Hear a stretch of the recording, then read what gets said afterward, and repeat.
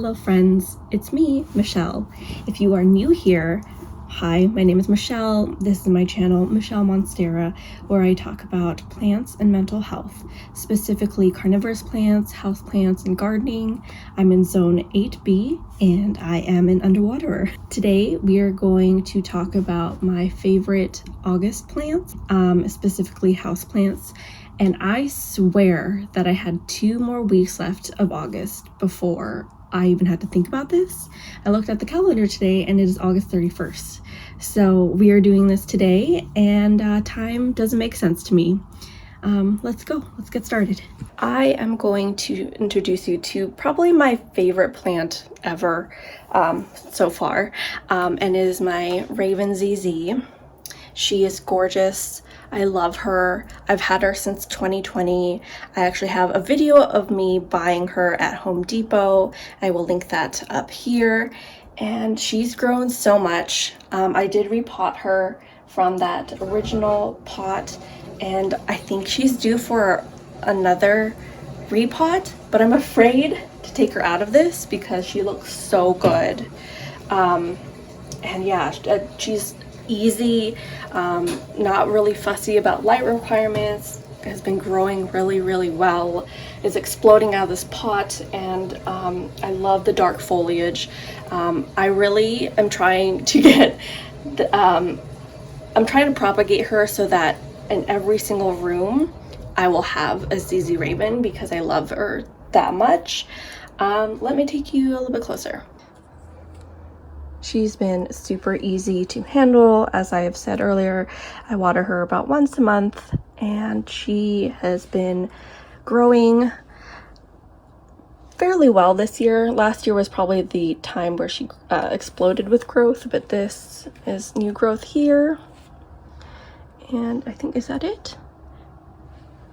Yeah, but she is just like, I love the contrast between this pothos and the ZZ Raven. She just looks so amazingly, I don't know, she just sticks out, and it's dark and it's beautiful. And yeah, I think she looks great in that terracotta pot.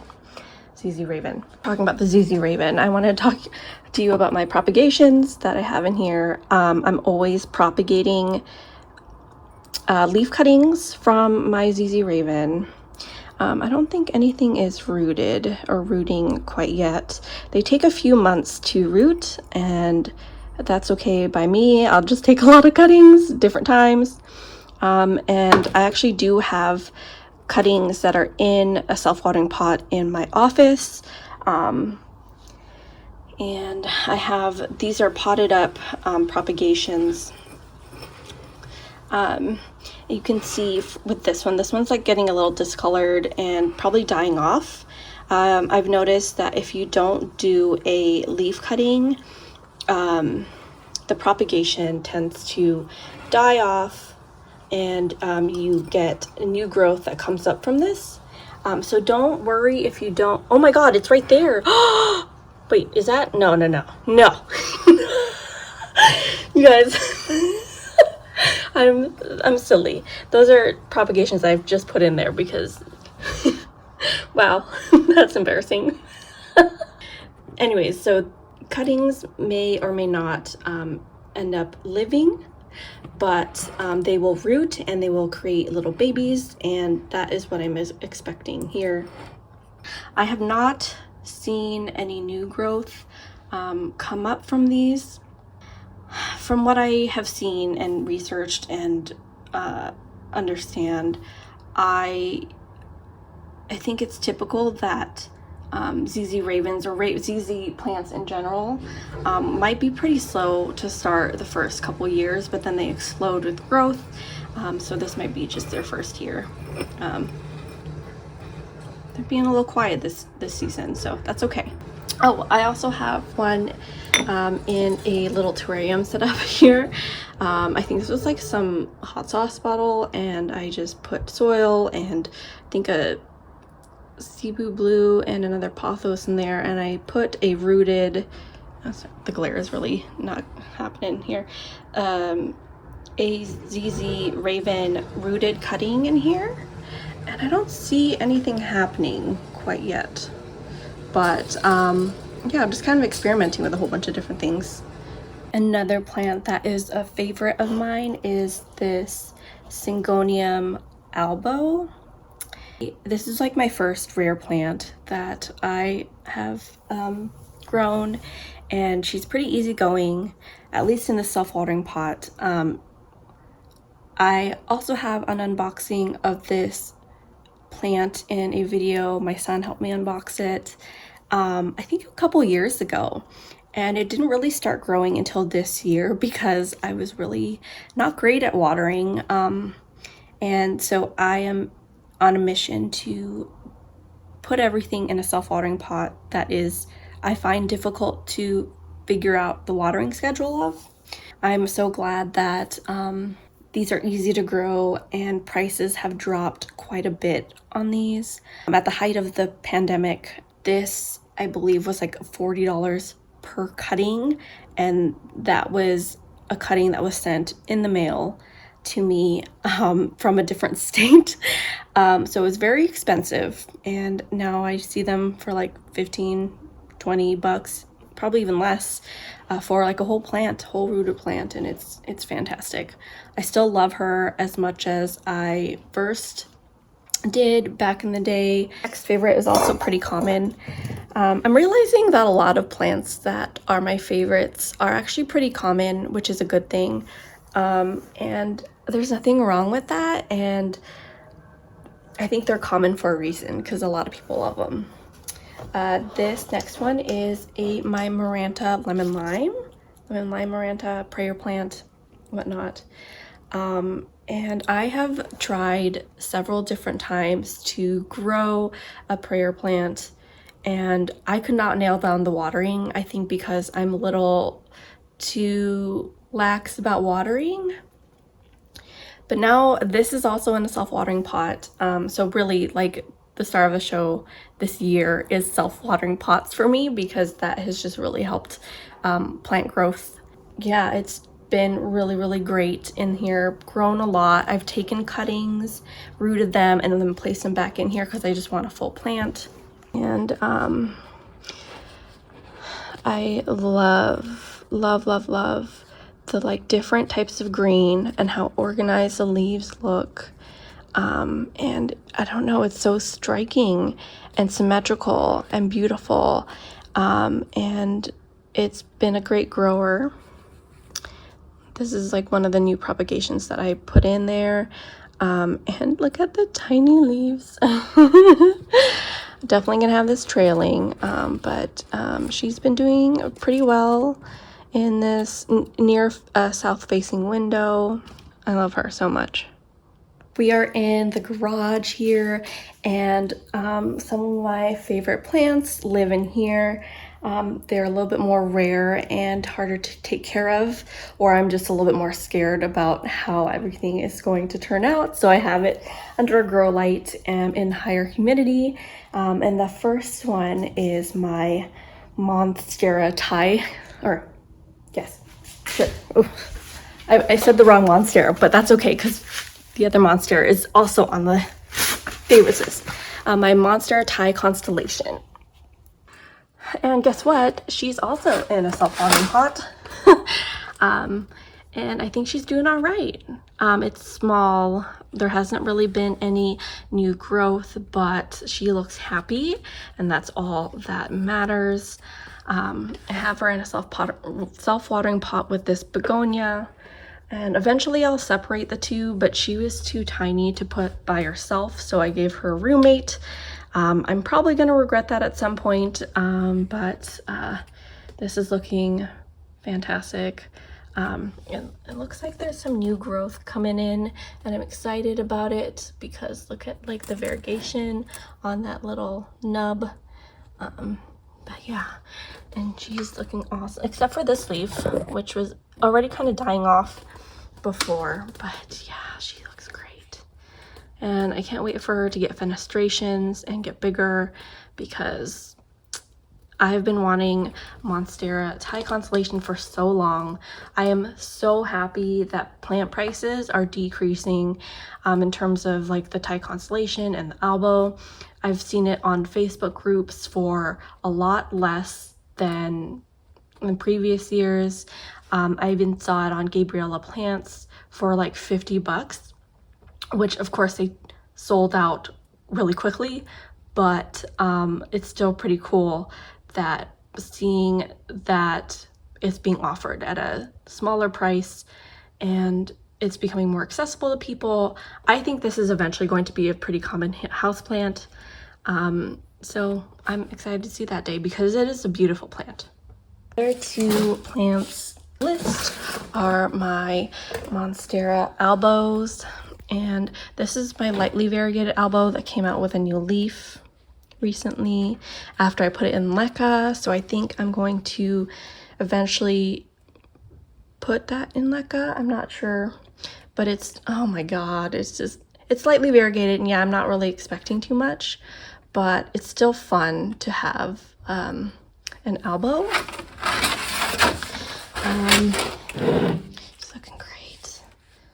I did have her outside for a bit because I was really irritated that she hadn't given me any new growth, but it seems like she really is enjoying leca, so I think that's a good sign. Okay, and the other one is my albo here. Look at that. Like, oh my gosh, this was $65, and I am just absolutely in love with the rooted cutting that I received. I think the fenestrations are wonderful. It's a big plant. I don't know if it's like burned over here or not. Oh, can I remove it? Oh my gosh. I can kind of like lift it up, but I don't want to mess with it too much because oh, it's looking really yellow. I'm not sure how that new leaf is gonna come in. But yeah, this is, oh, it's looking kind of sad. Are we sad? Oh my gosh. Okay, let's check the watering level. Oh, it's dry, so I might need to water her. Also in a self-watering pot. These two are also in self-watering pots. Finally, the last on my list is a bunch of plants, and it is my Hoyas. I feel like I have done a really crappy job in the past year or so with Hoyas. Like, I didn't get them, I didn't understand them, but now I feel like I am starting to get it, and I'm seeing a lot of new growth. I have not seen anything flower yet for me. I have not seen any blooms or smelled them. Like, I really want to have that, but I like Hoyas despite not having any. So I'll show you my Hoyas that are doing really well. Like an oldie, like nobody really cares about the obovata anymore, but I do. And this is a new leaf, like within the last week. This started out like this and is now this, and it's like almost hardened off, which is incredible. Like, that's such fast growth, and looks like a new leaf is coming through right there. Oh my gosh, she is in leca. And let's see, let's check her water levels here. I think she might need to be topped up a little bit. I don't know. I'm new to leca, so I'm not quite sure, but she's wonderful. She's doing great, and I'm super excited that I feel like I've cracked the code of like owning an Hoya. And I love how Hoya's growth, like, they're so different from other plants. Like, you think like that looks like a crusty branch that you want to like take off, like that's dead, but it becomes a green leaf, and it's like, you can hear it. Like, I love the texture of the Hoya, and I love the almost like starlight effect. It's like you're looking into the night sky when you're looking at all the leaves. I love that. That's the obovata. This is my Hoya macrophylla. And this is like a dirty, ugly background. But really digging what it's doing in leca, and I believe the previous owner already had it in leca, so this is pretty good. And Loving the like dinosaur leaves, and I don't know what this is doing. I hope you are giving me blooms because that would be fantastic. And it's just, the texture is like so different from other plants. Love that it's symmetrical. We love the symmetry, and just seeing the like texture and the veining is really cool on this one. So I'm excited. The Hoya carrii that I bought recently, I have not watered her yet, so this is like within the last week that I have obtained her, and I like that this has heart-shaped leaves. And yeah, I just want like a whole string of hearts, but like Hoya sized. And I'm very excited. I think this is new growth here. This isn't like the best specimen, but I've noticed that the Hoyas that I like are the ones that were really hot like a couple years ago. So nobody really has them or is selling them. And so this was harder to find than I expected, but oh my gosh, I get why people were obsessed with you a couple years ago. And give me some flowers. This is my other Hoya carrii. This was like this. Oh, we have a neighbor in there that just got loose. Yeah, okay. I have my Scindapsus also in there to try and root. This is my Hoya carrii. That was like a $5 deal. It was looking kind of crappy. I don't know what these. I don't know if that's sun stress or just like unhappiness. I don't know. But yeah, that is not like a good look. So I'm not sure how this one's going to do, but I do have another Hoya carrii. So this one hasn't grown very much. I've had her for a month or two, and I don't know, she's just kind of looking sickly. Hopefully she's doing okay. For my final two Hoya, and these are part of my favorites because these are the two plants that I have figured these are what inspired the loving Hoyas era. Can feel bad saying this, but I was like really sick of them because there was no sign of growth for a really long time. I had these for like a year or two. Nothing really happened. I just had them in my collection. They were alive. But now now that I've put them outside, kind of shoved them out there just to like see what happened. Well, it loves being outside, and it's like there's a little bit of raindrops because it's actually raining right now. Pretty much from here up is all new growth within the last 2 months. And it was like just these 4 leaves for like a whole year.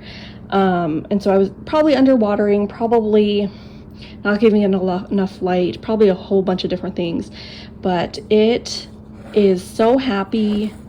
I probably need to put it in a different pot because this is probably way too big, but it looks so much happier than it did before I moved it outside. And that is a Hoya, like Australis, I think. I don't know which one that is. I'm not very good with Hoyas. If you guys know which one this is, put it in the comments below. This is this a Crimson Queen? I can never remember which one is like the princess or the queen. These were 2 different cuttings that I put together, and both of them just exploded with growth after I put them outside. I think all of this is new, and it was just that for a whole year, and all this is new, and we have something growing right here. And something growing right here, and it's just, they love it outside. Like, I strongly recommend you guys put it outside. This is on a south-facing window or south-facing area, and it gets a lot of sunlight, like 6 to 8 hours of direct sunlight. And I was worried that they were going to be burned, but maybe this one was a little bit, but they are loving it, honestly. So highly recommend putting your Hoyas outside for the summer.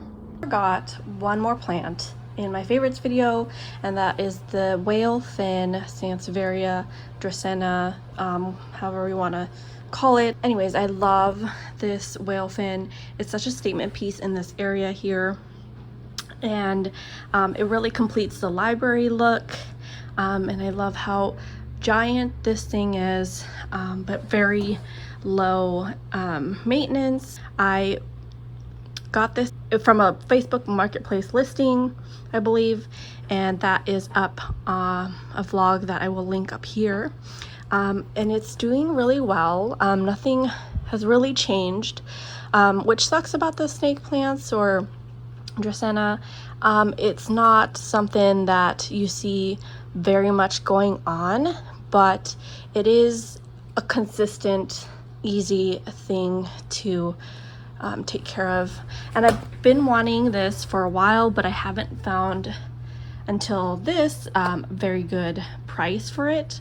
And so this is my whalefin sansevieria. I'm gonna call it sansevieria because it's easier for me.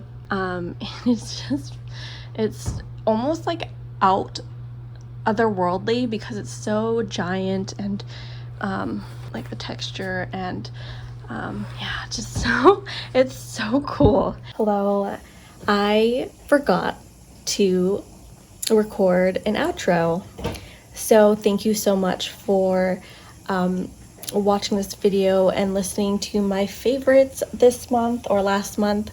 If you're interested in this kind of video, please let me know. I'm also trying to consider doing my like garden outdoor plant favorites. So if you are interested in that, please let me know in the comments. I'm happy to entertain video requests. So if you enjoyed this video, please like, subscribe, interact with me in the comments. Sorry, my dishwasher is going right now. I am happy to answer any questions. I will see you later. Bye.